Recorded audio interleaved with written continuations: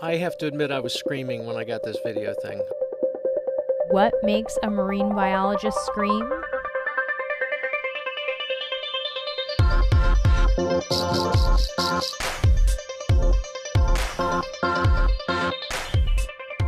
Roger Hanlon captured this about 10 years ago. He was doing a study in the Caribbean and he'd been following this octopus for about an hour.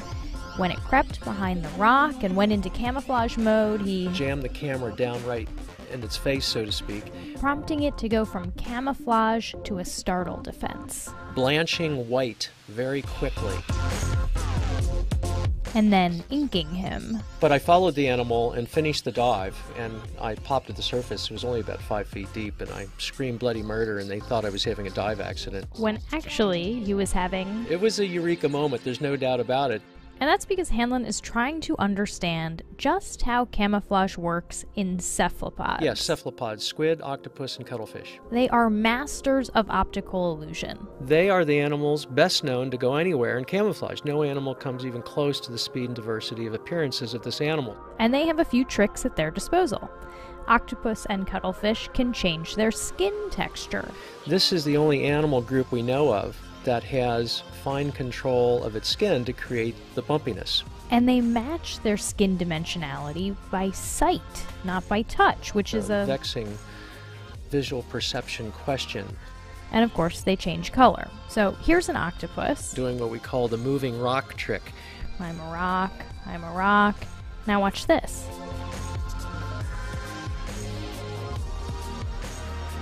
So the amazing thing is that these animals are colorblind, yet they are capable of creating color-matched patterns. But we don't know how. But of course Hanlon would like to. And one way he's studying this is by looking closely at squid skin. That's what you're seeing here. These are super close-up images of live, unanesthetized squid. And those dots of pigment are called chromatophores. They come in 3 colors. Yellow, red, and brown. But there are reflectors under the pigments, and the reflectors produce the short wavelengths, the blues and the greens. And as you can see, the chromatophores can change shape to change the predominant skin color. Each one of those little spots on there can expand up to 15 times its diameter. And these chromatophores seem to be twitching all the time. They camouflage all night long. They don't sleep as far as we know. That's because cephalopods, with their squishy bodies, rely on camouflage as their main protection from predators. But of course, camouflage is not just color, it's also pattern.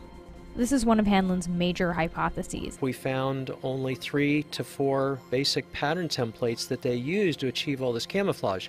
So there's uniform. By uniform, we mean that there's little or no contrast in the pattern. There's mottle.